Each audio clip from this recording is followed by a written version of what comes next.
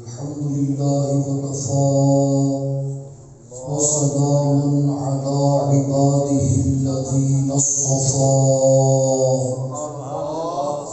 خصوصا علی سید ولد آدم وخاتم الانبیاء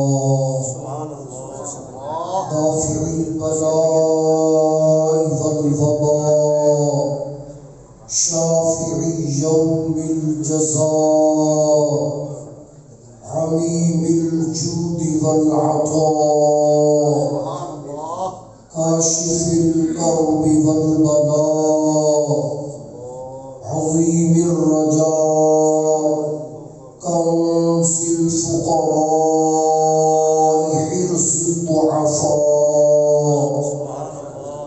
عالم الأرض والسماء الذي كان نبيا وآدم بين الطين والماء وعلى آله وأصحابه وأزواجه وبناته وعترته أولي الصدق واليقين والصفاء والوفاء أما بعد فأعوذ بالله من الشيطان اللعين الرجيم بسم الله الرحمن الرحيم إنا نحن نزلنا الذكر وإنا له لحافظون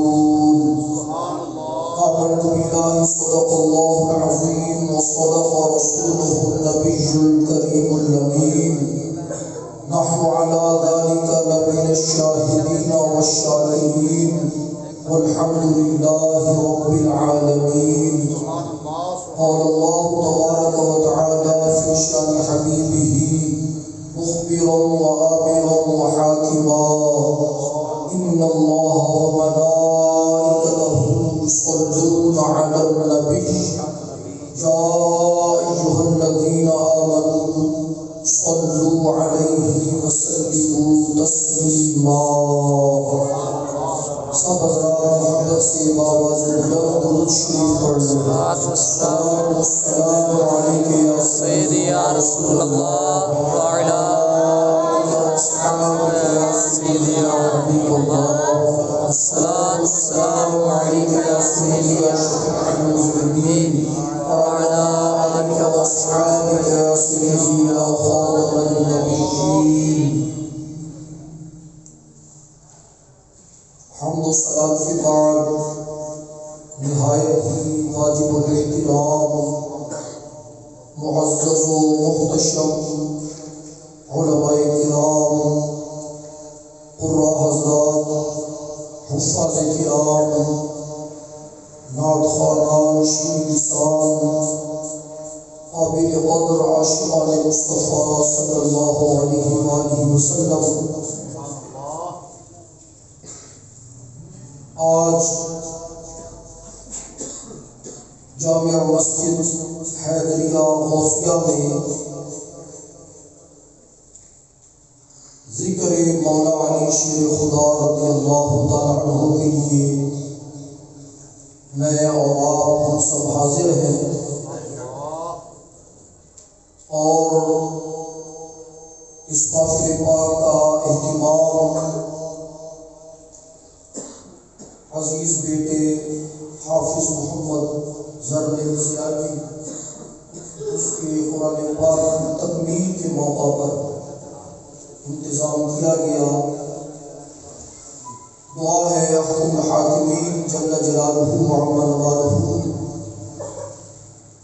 اس بچے کو قرآن پاک یاد رکھنے کی تلاوت کرنے کی اور قرآن پاک حفظ کرنے کے بعد رسول اللہ صلی اللہ علیہ وسلم کے دین متین کو پڑھنے کی سمجھنے کی اور آگے حضور کے دین پاک کی خدمت کرنے کی اللہ تبارک و تعالی توفیق عطا فرمائے.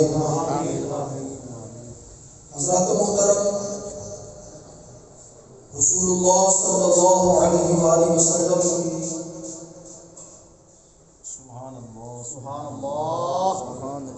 حضور کی ذات بابرکات والا صفات پر نازل ہونے والی کتاب قرآن پاک اس کی شانیں اور عظمتیں لامحدود ہے، جیسے حضور کے ساتھ نسبت رکھنے والی ہر شے بے مثل و بے مثال ہوتی ہے، تو منزل من اللہ کتب ہونے کے اعتبار سے تورات شریف بھی موجود، انجیل مقدس بھی موجود، زبور شریف بھی موجود، لیکن قرآن پاک کا مقام اور مرتبہ ان تمام آسمانی منزل من اللہ کتب سے بلند و بالا اور برتر ہے۔ اس کی وجہ یہ ہے کہ اس کی نسبت، اس کلام الہیہ کی نسبت ذات مصطفیٰ صلی اللہ علیہ وآلہ وسلم سے ہو گئی، یا اس کو یوں بیان کر لیں کہ اس قرآن پاک کے کلام نے زبان مصطفیٰ صلی اللہ علیہ وسلم سے نکلنے کا اعزاز حاصل کیا، اور جب سرکار علیہ السلام کی ذات اور حضور کی زبان سے قرآن پاک کی نسبت ہے، تو باقی کلام اللہ جتنے بھی ہیں، صحائف یا دیگر کتب، ان تمام میں سے قرآن پاک کا مقام اور مرتبہ سب سے افضل اور اعلیٰ ہے۔ اور حضرت سیدنا فاروق اعظم رضی اللہ تعالیٰ عنہ ارشاد فرماتے ہیں، صحیح مسلم شریف کے اندر حدیث پاک ہے، فرماتے ہیں کہ آقا کریم علیہ السلام نے فرمایا، ان اللہ یرفع بہذا الکتاب، ان اللہ یرفع بہذا الکتاب اقواما ویضع بہ آخرین۔ فرمایا یہ کتاب وہ ہے جس کے ذریعے رب تبارک و تعالیٰ کئی قوموں کو، کئی افراد کو رفعت عطا فرما دیتا ہے، اور اسی کتاب کی قدر نہ کرنے کی وجہ سے کئی لوگوں کو رب تبارک و تعالیٰ رفعت سے دور کر دیتا ہے۔ یعنی مقام اور مرتبہ تب حاصل ہوتا ہے جب اس کے دل و دماغ کے اندر قرآن پاک کے اسرار و رموز پیدا ہو جاتے ہیں۔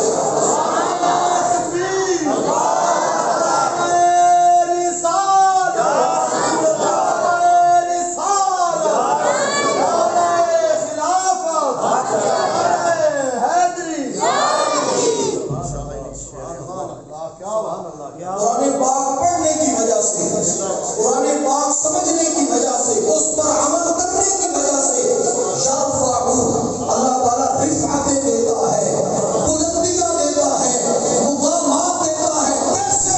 قرآن پاک کو پڑھنے کی وجہ سے، اس پر عمل کرنے کی وجہ سے۔ اور یہ صاحب قرآن مصطفیٰ کریم علیہ السلام کی برکت ہے کہ حضور علیہ السلام ارشاد فرماتے ہیں، جامع ترمذی شریف کے اندر حدیث پاک موجود، سنن نسائی کے اندر حدیث پاک موجود، میرے آقا کریم علیہ السلام فرماتے ہیں، حضرت عبداللہ ابن عمر بن عاص رضی اللہ تعالیٰ عنہما حدیث پاک کے راوی، حضور فرماتے ہیں، یقال لصاحب القرآن اقرأ وارتقی ورتل کما کنت ترتل فی الدنیا۔ حضور فرماتے ہیں قیامت والے دن قرآن پاک پڑھنے والے کو کہا جائے گا، اقرأ، پڑھتا جا، ورتل کما کنت ترتل فی الدنیا، جیسے دنیا کے اندر تو ترتیل کے ساتھ پڑھتا تھا، قرآن پاک کو رک رک کر پڑھتا تھا، قرآن پاک کو آج پڑھتا جا، کیونکہ جتنا زیادہ تو قرآن پڑھتا جائے گا اتنا زیادہ جنت میں تیرا مقام بڑھتا جائے گا۔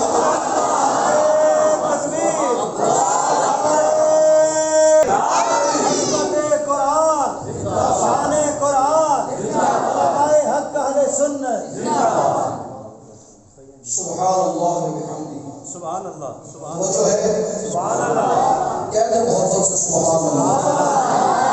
یہ قرآن پاک کی برکت ہے. یہ قرآن پاک سے رب تبارک و تعالیٰ برکتیں عطا فرماتا ہے، رفعتیں عطا فرماتا ہے. اور صرف یہ نہیں کہ دنیا کے اندر جنت میں بھی رب تبارک و تعالیٰ ان لوگوں کو اعزاز عطا فرمائے گا کہ جو قرآن پاک پڑھنے والے ہیں، قرآن پاک یاد کرنے والے ہیں، قرآن پاک پر عمل پیرا ہونے والے ہیں. ان کے مراتب اور درجات رب تبارک و تعالیٰ بلند فرمائے گا.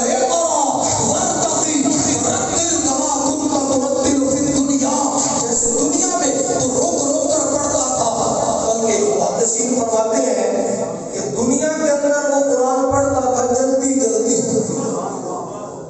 دنیا کے اندر حفاظ کرام عمومی طور پر ہے کچھ کہ جو روک روک کر ٹھہر ٹھہر کر پڑھتے ہیں، لیکن عمومی طور پر کیا ہوتا ہے کہ قرآن پاک جلدی جلدی پڑھا جاتا ہے.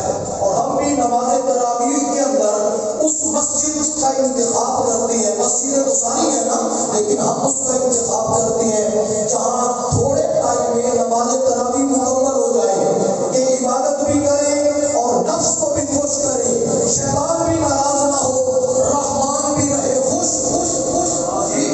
یہ چیزیں ہم دیکھتے ہیں. لیکن وہاں کیا ہوگا؟ قرآن پاک وہ پڑھے گا آہستہ اور سیڑھیاں چڑھے گا جلدی. قرآن پاک آہستہ پڑھے گا روک روک کے اور جنت کی منزلیں زیادہ طے کرے گا. کیوں؟ تاکہ جنت زیادہ مل جائے. قرآن روک روک کے پڑھے گا، وہاں پڑھنے کا بڑا لطف آئے گا، بڑی لذت آئے گی، کیونکہ قرآن پاک پڑھنے کی وہاں قدر و قیمت کا پتہ چلے گا.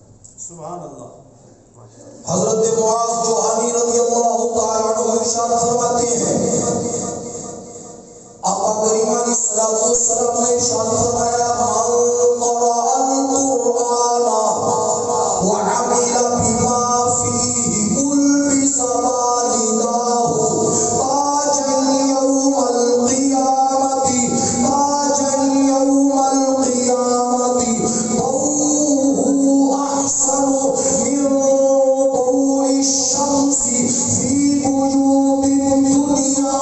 آقا کریم علیہ الصلوۃ والسلام فرماتے ہیں قرآن پاک پڑھ کر اس پر عمل کرنے والے کو رب تبارک و تعالی اعزاز عطا فرمائے گا.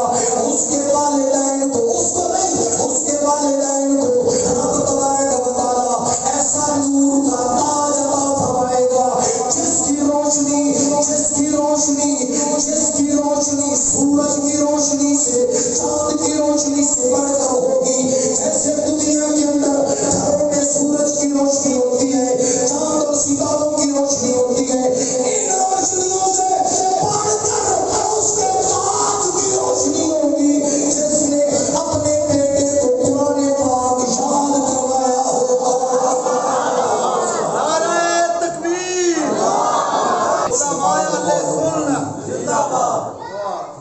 فما ظنكم بالذي عمل بهذا.